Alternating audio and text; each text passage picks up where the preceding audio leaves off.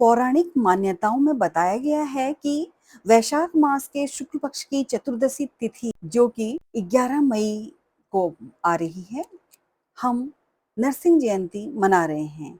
इस दिन भगवान विष्णु के चौथे अवतार नरसिंह का प्रकाट्य दिवस मनाया जाता है। भगवान विष्णु का नरसिंह अवतार बहुत खास, उन्होंने यह रूप अपने भक्त प्रहलाद की रक्षा के लिए रखा था। प्रहलाद को उसके पिता हिरण्यकश्यप से जान का खतरा था। हिरण्यकश्यप को मारने के लिए भगवान विष्णु ने यह अवतार लिया। इस अवतार में भगवान का स्वरूप आधे शेर का और आधे मनुष्य का था, इसलिए इस दिन को नरसिंह जयंती के रूप में मनाया जाता है। इस दिन पूजा शुरू करने से पहले पूजा स्थान को साफ करें, गंगा जल छिड़क कर उसे पवित्र कर लें। एक लकड़ी की चौकी के ऊपर कलश रखें, कलश के ऊपर चावल से भरी कटोरी रखें। भगवान नरसिंह और लक्ष्मी जी की मूर्ति स्थापित करें। मूर्तियों को फूलों की माला पहनाकर भगवान नरसिंह के चित्र के पास घी का दीपक जलाएं।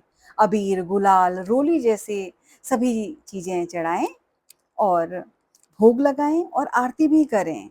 मंत्र है, नैवेद्यम शर्कराम चापि भक्ष्यो भक्ष भोज्य समन्वितम ददामि ते रमाकांत सर्व पाप क्षयम करू। नरसिंह भगवान की कथा भी सुने और इस व्रत को एकादशी के व्रत की तरह ही मनाया जाता है, जिसको कि 12 मई को हम इस व्रत को पूरा करेंगे। इस तरह पूजा करने से भगवान नरसिंह प्रसन्न होते हैं, भक्तों के जीवन में अभयदान और शांति आती है। यह पूजा भक्तों के लिए बहुत फलदायी है, वे हमेशा खुशहाल जीवन व्यतीत करते हैं। नरसिंह जयंती का हमारे हिंदू धर्म में बहुत ही विशेष और शक्तिशाली महत्व माना जाता है। यह पर्व धर्म की विजय, भक्त की रक्षा और अधर्म के नाश का प्रतीक है। भगवान विष्णु ने अपने चतुर्थ अवतार के रूप में नर और सिंह के रूप में मिलकर नरसिंह रूप में अवतार लिया और यह प्रमाण दिया कि जो ईश्वर में अटूट श्रद्धा रखते हैं ना, उन्हें कोई हानि नहीं पहुंचा सकता। भक्त प्रहलाद की दृढ़ भक्ति और विश्वास को देखकर भगवान ने उसकी रक्षा की, चाहे कितनी भी बड़ी विपत्ति क्यों ना आई हो। भगवान ने यह अवतार विशेष रूप से इसीलिए लिया क्योंकि हिरण्यकश्यप को वरदान मिला था कि न मनुष्य, न पशु, न दिन में और न रात में, न अंदर न बाहर, न शस्त्र से न अस्त्र से उसकी मृत्यु हो। भगवान ने उस वरदान को बनाए रखते हुए संध्या समय द्वार के चौखट पर नरसिंह रूप में नाखूनों से उसका संहार किया। इस दिन नरसिंह जयंती के दिन आप गरीब और जरूरतमंद लोगों को दान करें, जिसका भी बहुत खास महत्व है। गर्मी में लोगों को राहत देने के लिए आप कुछ ठंडाई, शरबत, पंखे, छाछ जैसी चीजें दान कर सकते हैं। यह दान जो जरूरतमंद लोग हैं उन तक पहुंचाएं और साथ ही सूती वस्त्र का दान भी अच्छा माना जाता है। आइए जानते हैं भगवान नरसिंह का मंत्र जो मार्ग से बाधाओं को दूर करता है। इस प्रकार है, उग्रम वीरम महाविष्णुम ज्वलंतम सर्वतोमुखम नरसिंहम भीषणम भद्रम मृत्यु मृत्युम नमाम्यहम।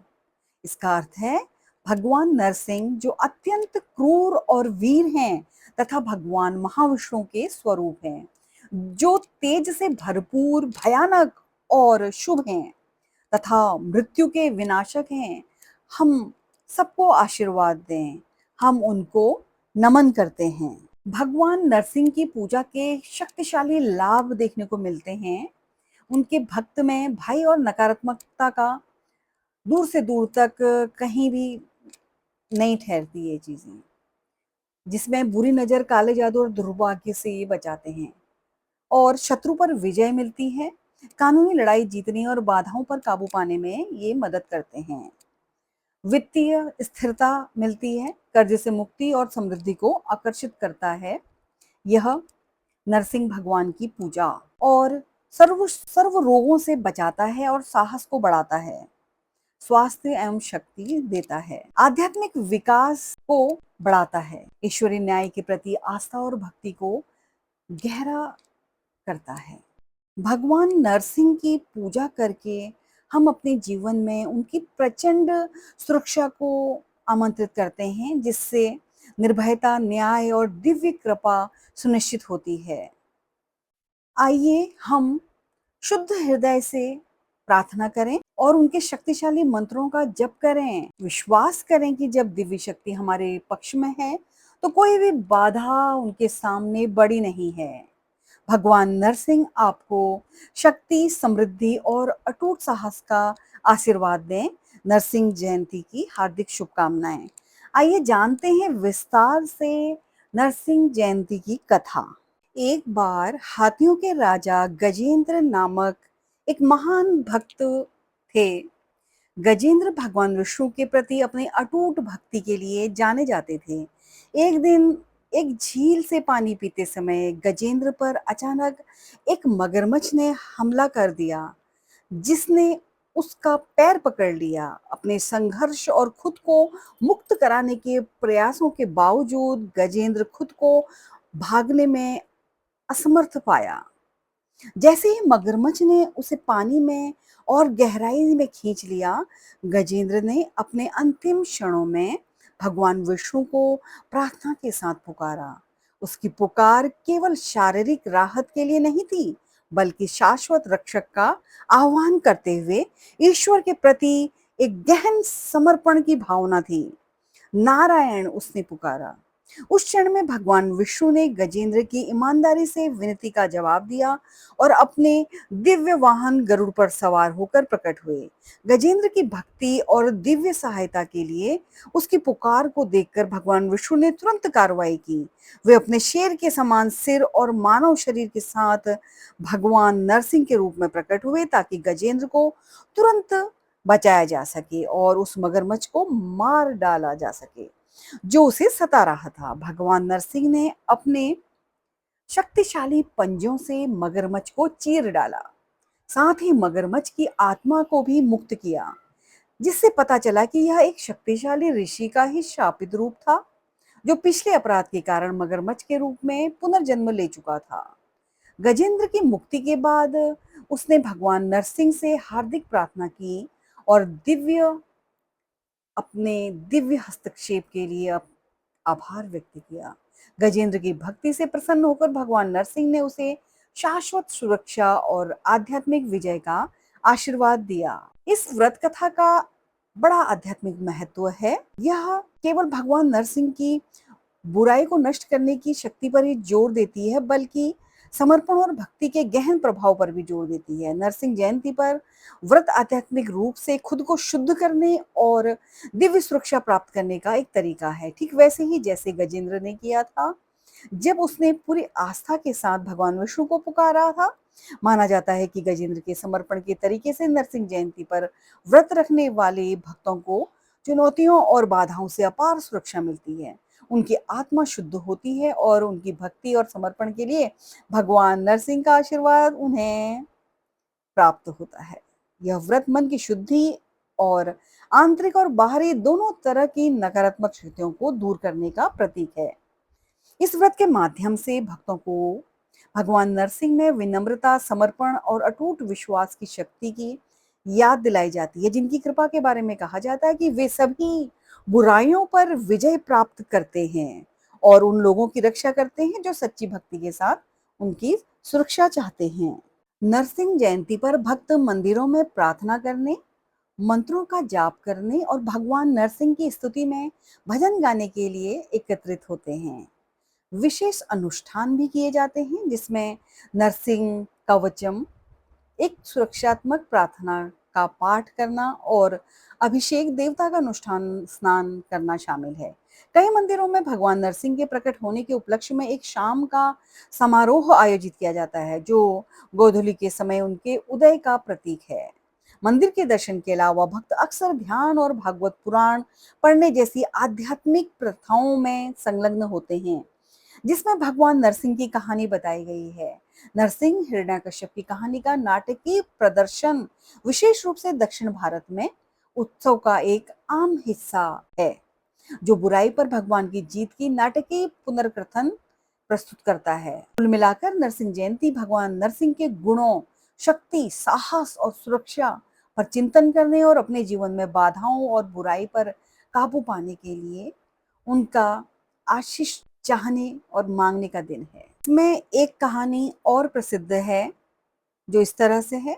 बहुत समय पहले हिरण्यकश्यप नामक एक राक्षस राजा ने आतंक का शासन चलाया था। भगवान विष्णु के वाराह अवतार द्वारा अपने भाई हिरण्याक्ष को मार दिए जाने के बाद हिरण्यकश्यप ने बदला लेने की कसम खाई।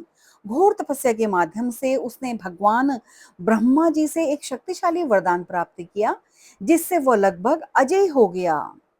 लेकिन कहते हैं ना, भगवान के साथ सब कुछ संभव है।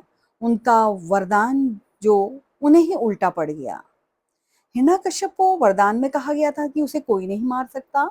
पशु, मनुष्य दिन या रात के दौरान नहीं मार सकते, अंदर की तरफ या बाहर की तरफ नहीं मार सकते, किसी भी हथियार से वो नहीं मर सकता। इस सुरक्षा कवच के साथ वह खुद को भगवान घोषित करके पूरे ब्रह्मांड को आतंकित कर दिया और शासन करने लगा। लेकिन उसका बेटा प्रहलाद भगवान विष्णु का समर्पित भक्त था।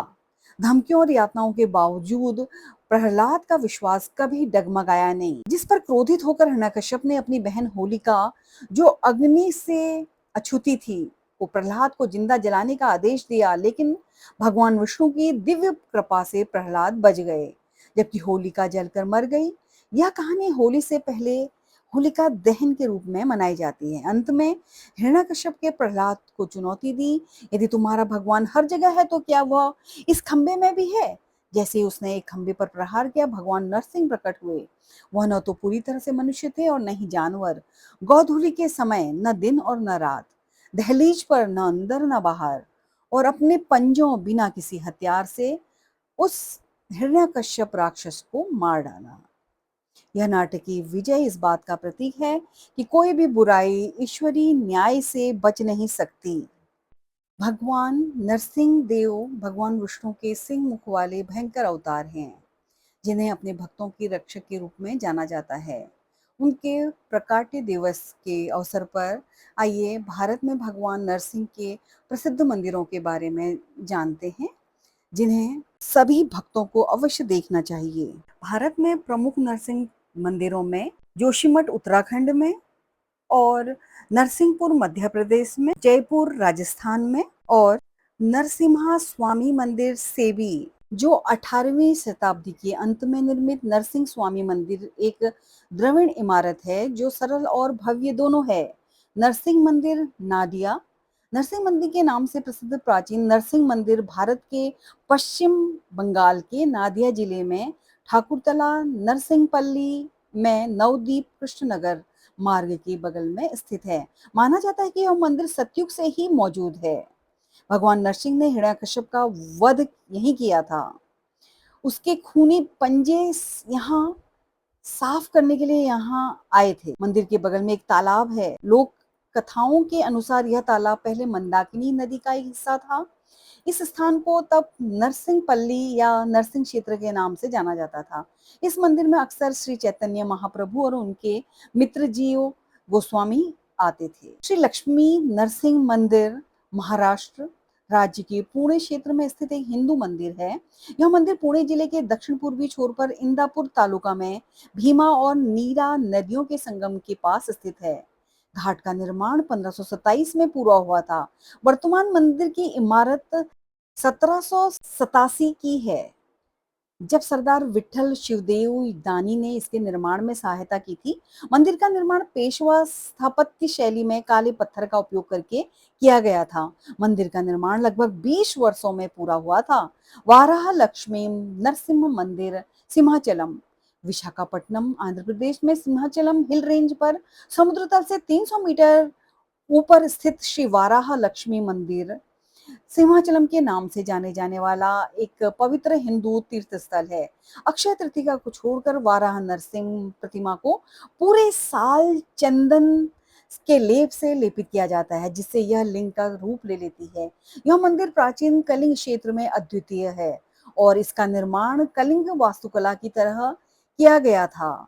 वर्तमान मंदिर का निर्माण 13वीं शताब्दी में पूर्वी गंगा शासक नरसिंह देव प्रथम द्वारा किया गया था और इसे 1268 ईस्वी में उनके पुत्र भानुदेव प्रथम द्वारा समर्पित किया गया था। आंध्र प्रदेश के 32 नरसिंह मंदिरों में से सिंहाचलम सबसे महत्वपूर्ण तीर्थ स्थलों में से एक है। मध्य युग में इसे एक मुख्य वैष्णव केंद्र माना जाता है। यह क्षेत्र मैंने खुद देखा है, जो कि अपनी बहुत ही साधना में लीन और पवित्र स्थल है। यह एक रमणीक स्थल है जहाँ जरूर जाना चाहिए। नरसिंह नाथ मंदिर गंधमर्दन पहाड़ियों की तलहटी में बरगढ़ के पाई कमल के पास स्थित श्री नरसिंह नाथ मंदिर, जो कि उड़ीसा में स्थित है। 15वीं शताब्दी की शुरुआत में पटना के राजा बैजल सिंह देव ने इस प्रतिष्ठित मंदिर की आधारशिला रखी थी। उड़ीसा के सबसे प्रिय देवता भगवान नरसिंह को वैशाख महीने के शुक्ल पक्ष के 14वें दिन एक बड़े मेले के साथ सम्मानित किया जाता है। 15वीं शताब्दी में बैजल देव ने उड़िया और देवनागरी में शिलालेखों के आधार पर मंदिर का निर्माण किया गया। यह मंदिर कलिंग वास्तुकला और देवला शैली का एक शानदार उदाहरण है, जो भारतीय राज्य उड़ीसा में काफी लोकप्रिय है। ये भारत के प्राचीन नरसिंह मंदिरों में से एक कुछ मंदिर हैं। आप इनका विजिट जरूर करें। यदि ऐसे ही धार्मिक जानकारी आपको आकर्षित करती हैं तो आप मेरे चैनल को सब्सक्राइब करें, मुझे लाइक, कमेंट और शेयर करें। इससे मेरा मनोबल बढ़ेगा। आप सभी स्वस्थ, सुखी, निर्भय होकर अपने जीवन यात्रा को पूरा करें और भगवान सदैव आपका मार्गदर्शन करें। ईश्वर से मेरी प्रार्थना है। धन्यवाद।